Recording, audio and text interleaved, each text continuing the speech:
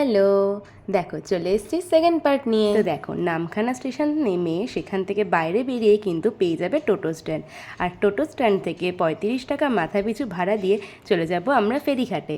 আর যাওয়ার পথে সুন্দর সুন্দর এই দৃশ্যগুলো মানে প্রাকৃতিক দৃশ্য উপভোগ করতে করতে, আর এই যে আমি এখানে বাচ্চা হয়ে গেছিলাম, ওরা ছিলাম বাবলস, তো এগুলো করতে করতে আমরা পৌঁছে গেছিলাম ফেরিঘাটে। আর মাথা পিছু 10 টাকা করে ভাড়া দিয়ে এই ভটভটি নৌকা করে আমরা যাব নদীর ওপারে। এই যে দেখো আমরা কিন্তু সবাই চলে এসেছি।